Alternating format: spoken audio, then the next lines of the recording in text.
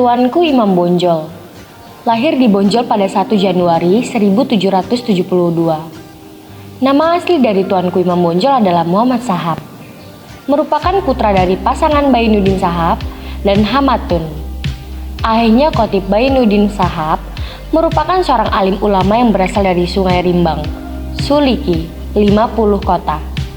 Muhammad Shahab atau yang biasa disebut Tuanku Imam Bonjol memperoleh beberapa gelar, yaitu Petos Syarif, Malin Basah, dan Tuanku Imam.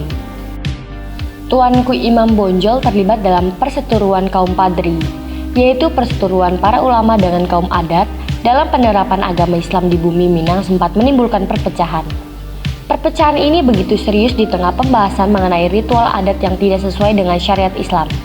Pada 1803, Haji Miskin, Haji Sumanik, dan Haji Pio Bangingin memperbaiki syariat Islam yang belum sempurna yang dijalankan oleh masyarakat Minangkabau.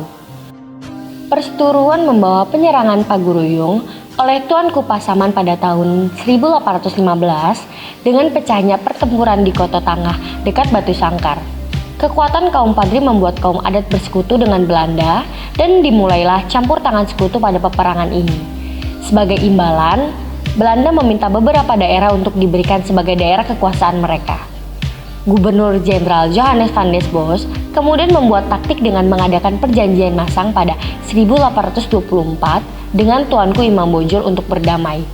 Namun kemudian perang berubah di mana kaum adat dan kaum Padri bersatu dengan dibuatnya Palakat Puncak Pato di Tabek Patah. Mereka bersatu untuk melawan Belanda karena kenyataan bahwa keberadaan penjajah justru menyengsarakan rakyat Minangkabau.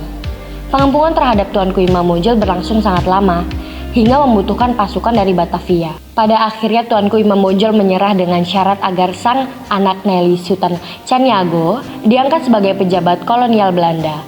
Kemudian Tuanku Imam Bonjol diasingkan ke Cianjur pada 25 Oktober 1837.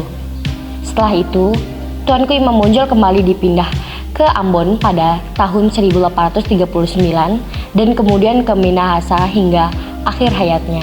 Tuanku Imam Bonjol meninggal pada 8 November 1864 dalam usia 92 tahun dan dimakamkan di Desa Lota, Pineleng. Tuanku Imam Bonjol adalah salah satu seorang ulama, pemimpin dan pejuang yang berperang melawan Belanda. Dalam peperangan yang dikenal dengan nama Perang Padri pada tahun 1803 sampai 1838. Tuanku Imam Bonjol diangkat sebagai pahlawan nasional Indonesia berdasarkan SK Presiden Republik Indonesia nomor 087 TK tahun 1973 tanggal 6 November 1973.